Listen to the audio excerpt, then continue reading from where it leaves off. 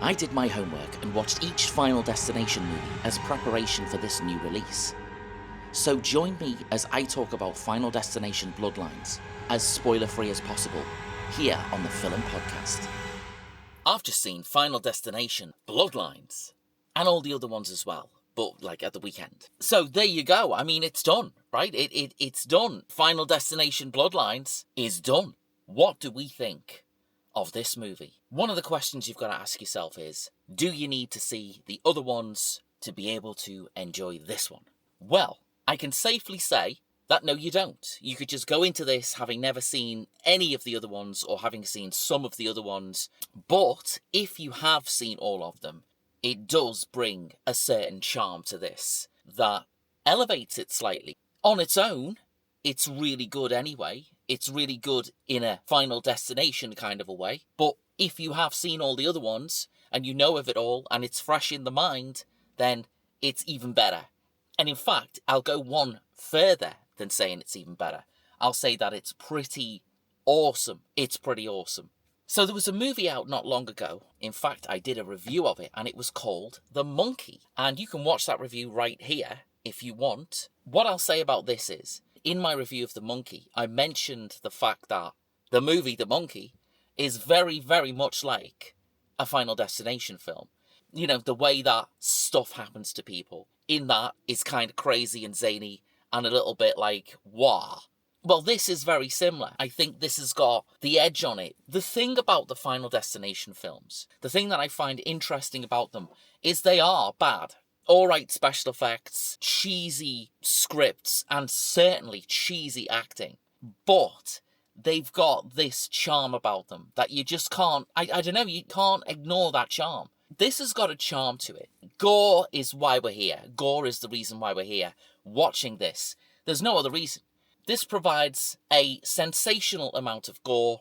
It's squashy and squidgy and squishy and icky. And it's great because of that. It's great because of it.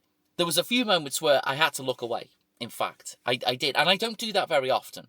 You know, I've done it a couple of times before. Did it a couple of times with Terrifier. And I had to look away because it was like, oh my goodness me. So, boiling all of this down, which thankfully isn't something that happens in the film, I can say that from beginning to end, it's great. It's a roller coaster ride without the roller coaster. But was the roller coaster that was in Final Destination 3, I think? Was it 3? I think it was 3. It's a roller coaster ride. It certainly is. We're going to have to go through some of the previous movies. I watched the entire Final Destination if you want to call it that. I watched them all. I watched 1, 2, 3, 4, 5 in anticipation, with excitement, to go and see this new one, Final Destination 6. This is number 6.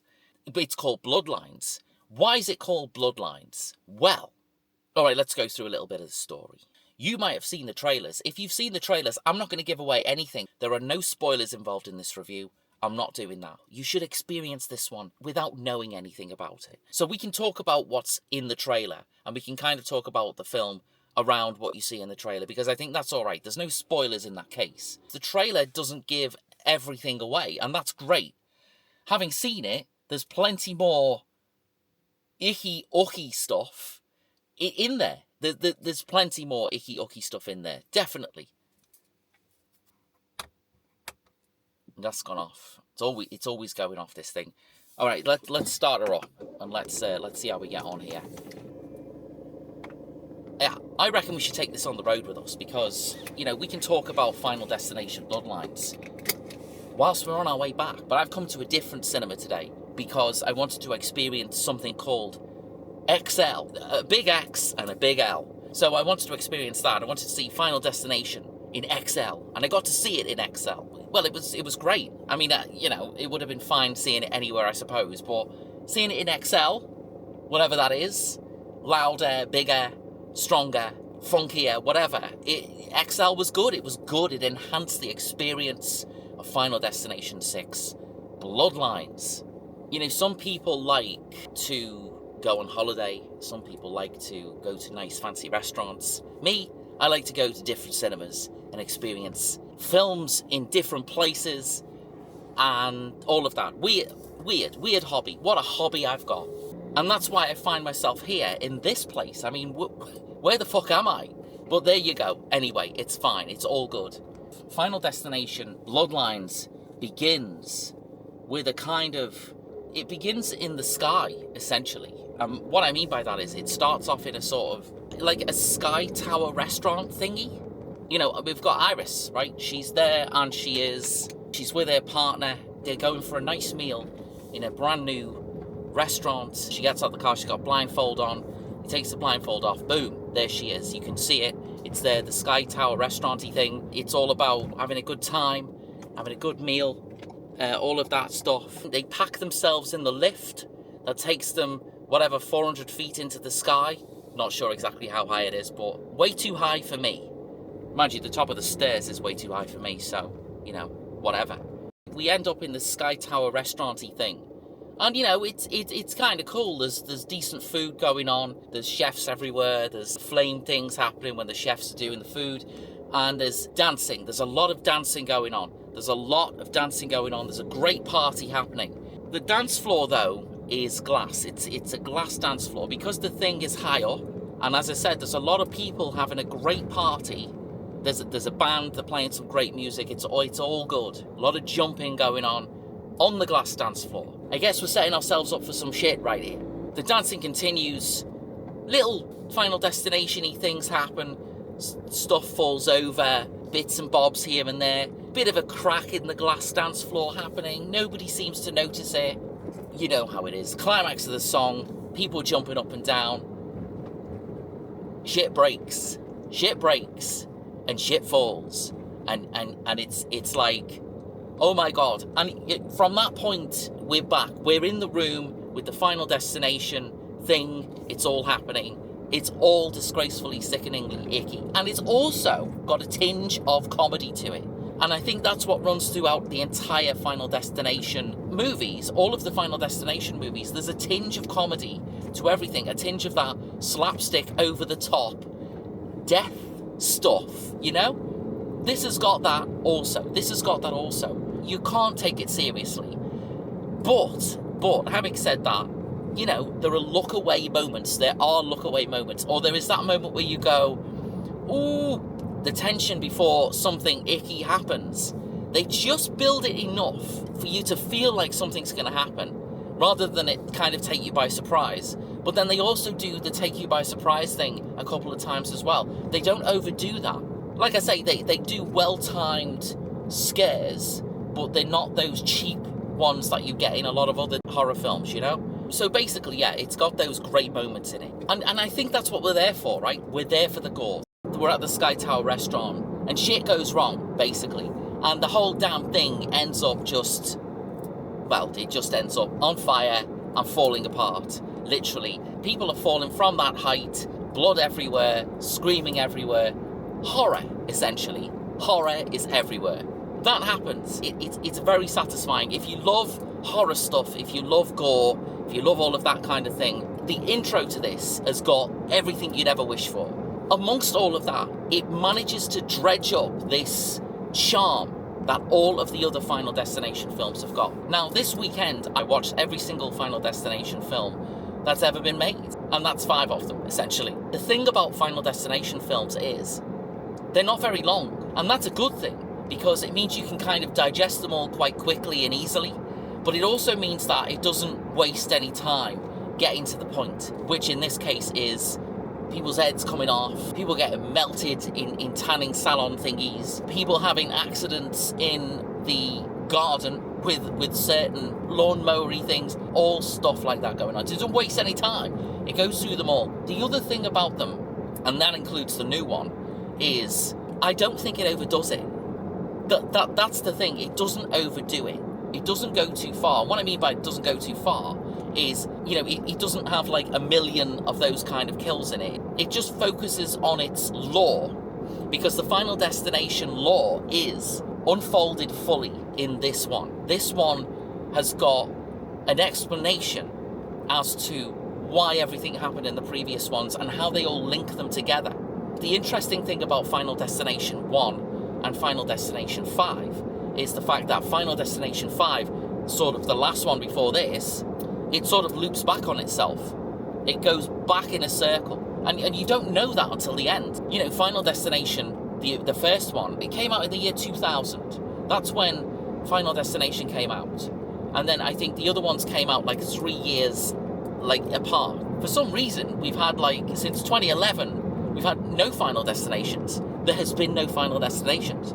And now in 2025, for whatever reason, they've made this one. And here it is. This is number 6. And it's great. It's really good. It's an enjoyable piece of horror cinema. But the way that the 5th one loops back to the first one, this one kind of encompasses all of them in that sort of lore that it's built. It uses it in quite a clever way. I'm not going to tell you what that is because I just don't think it's worth spoiling. I don't think this film's worth spoiling at all. All of the expectations you've got for a 6th Final Destination film, those expectations are met.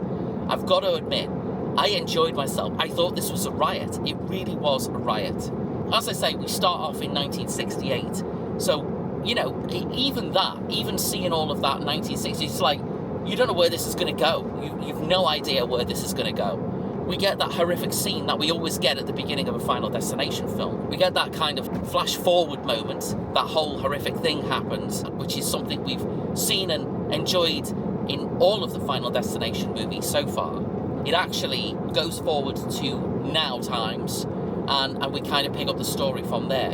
And I don't think I'm going to give away any more about that. I think I'm just going to leave it. That's a little bit about the story. I don't want to give away too much about it. I think it's not worth spoiling this at all. I wonder what this is. Okay. Like unfamiliar territory. That's where we are. We're in unfamiliar territory. I don't know where I'm going. I'm lost at every turn, at every second of this journey. But whatever. We're talking about Final Destination Bloodlines, so who cares? Let's talk a little bit about the visual effects, because part of this whole Final Destination thing is the visual effects, the special effects, all of those things. Most of the visual effects are gore. They are all gore. It's all blood everywhere and things everywhere and bits of this and that everywhere.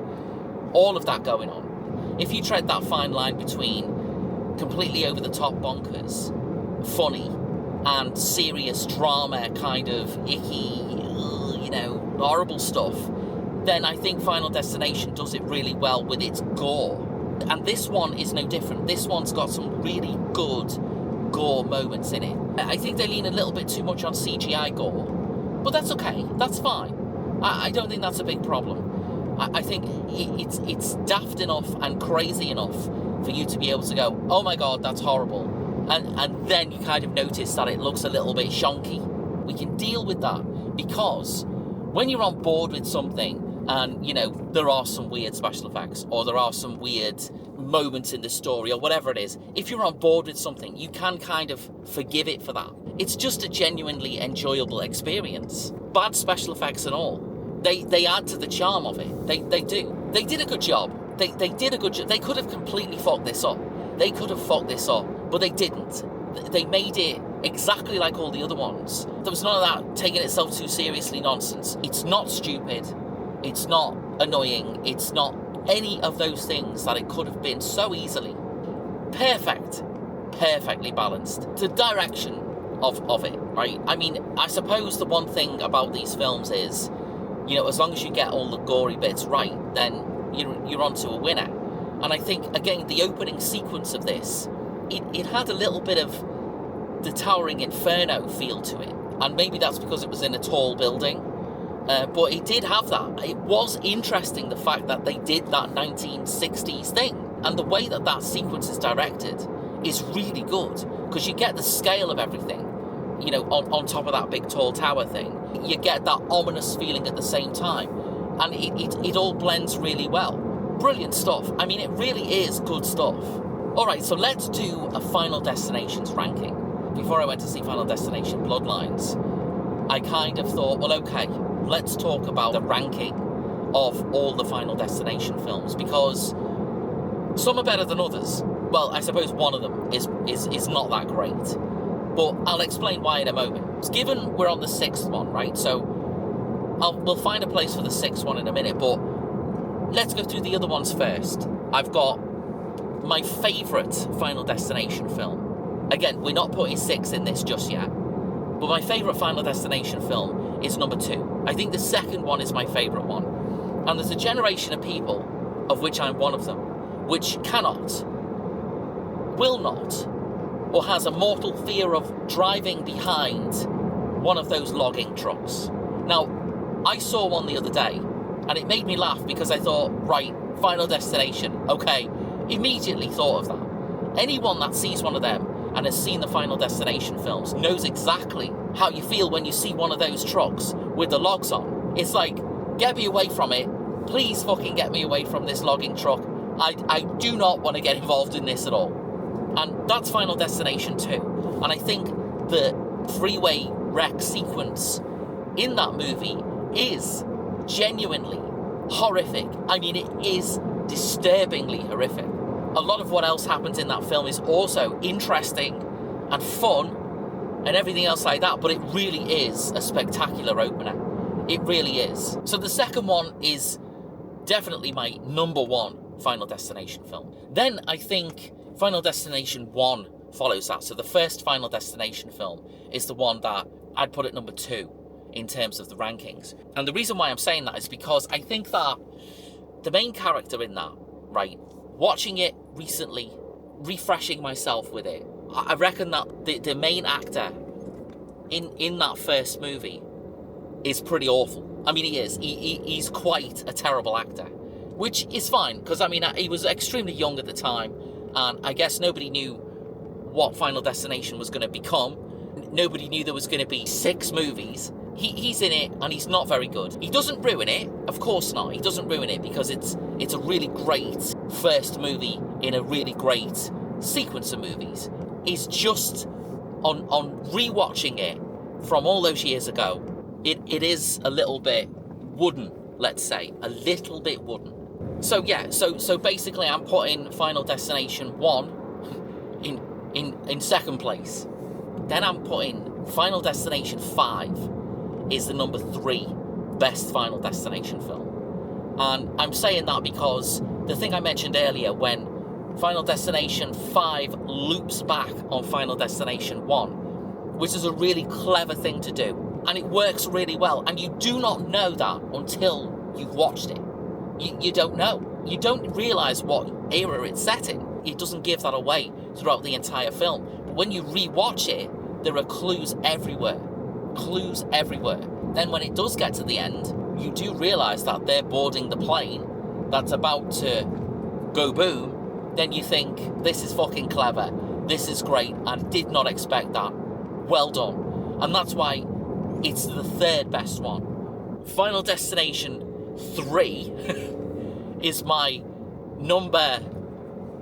Oh my god, which one is it? 1, 2, 3, 4. Final Destination 3 is my number 4 in the rankings of Final Destination films, because it's alright, it's not amazing, but it also isn't horrible either. It's got some of the most gruesome kills in it, to be fair. You know, that's the one with the roller coaster. And it is funny, right? It's funny and it's silly, and it's not taking itself too seriously. There are some sequences in that which are utterly, shockingly horrifying. I mean, for example, the tanning bed sequence is like, oh my good god. And then you've got, in my view anyway, the worst Final Destination film, which is Final Destination 4. Now, Final Destination 4 was made in 3D, and maybe that's why it's awful. But if you look at it in the sense of it's a tongue-in-cheek parody of itself, it makes it easier to swallow. There are some absolutely shocking kills in Final Destination 4, but the thing that's more shocking than the kills and the gore is the acting. The acting in Final Destination 4 is so fucking awful. Everybody in it is like a plank of wood. I don't know how that happened. I don't know why it happened. I'm not sure what the vibe was going on in any of the production meetings for Final Destination 4, but it's the worst one. in terms of acting and script and directing as well. It's awfully done. But it does have a charm to it. I'm not saying I hate it, because I don't hate any of them. They're all great. But 4 is the worst one. When you've got quality like Final Destination 2, and you've got quality like Final Destination 1, and quality like Final Destination 3 and 5, 4 sticks out as being pretty awful. Because it is pretty awful. But, again, having said that, it's still got a damn good, satisfying amount of horrible kills in it. It does. But, you know, it's awful. It's like they got a load of daytime soap opera actors to star in it. I don't know what happened. I don't know what happened. But Final Destination 4 is awful. It's called The Final Destination. And, like, bad stuff. I think the fact that it was filmed in 3D, and the fact that we don't watch anything in 3D anymore, certainly not at home, and very, very, very little in the cinema, it suffers because of that as well. The gore bits kind of sticky out, try and do the sticky out the screen thing. But when you don't have the sticky out the screen thing, it just looks a bit shit, really. It's allowed to be a bit shit and a bit silly because it kind of works that way anyway. It's all right. It's forgivable. It's not horrifically bad. It's not like, oh my God, what is this? It's all right. Even though it's terrible, it's all right. It gets away with it, just about. And that brings us to Final Destination number 6, Bloodlines. Where does it sit in the Final Destination? Oof. Where does it sit? Let's have a think about it, because I've just seen it, right? So it's fresh in the mind. There were no parts of this where I thought, all right, some of the CG work is a little bit shonky. It's not insanely great, but I can forgive all of that. I can 100% forgive it because everything else was thoroughly enjoyable. I had my eyes wide, except for some parts which made me look away. For the second time, Sinners being the other one, the anticipation was met. I mean, it doesn't happen very often, right? The anticipation for 2 movies in the past month. As I say, one of them being Sinners and the other one being this, Final Destination Bloodlines. I mean, the anticipation was there and it was met. What more can you ask for? Final Destination Bloodlines lives up to that gore festival of mayhem. It really does. Enjoyable stuff. So let's sum up Final Destination Bloodlines. The Final Destination series is a great addition to the horror film universe. It doesn't take itself too seriously, has a spectacular amount of gore in it. It follows its path, I suppose you could say, and they kind of all relate to each other. And Final Destination Bloodlines relates to all of the other films and all of the other characters in the films in a really clever way. And it's an obvious way, but when you see it and you put it together in your mind, you go, hey, you know what? That's fantastic. That's exactly what I wanted to see. You know, all of the things that go on, all of the gore and blah, blah, blah, and all of that stuff that you'd expect from a Final Destination film. You know, we've got it all here. It's all here. And it's all fantastic. And it's all enjoyable. And it's all part of the fun of going to see horror films. Particularly gory horror films. And this delivers all of that in spades. It's fantastic. I enjoyed it so much. And I can't wait to see it again. If they make another one, whatever, fine. But I think this one brings it all to a close quite nicely.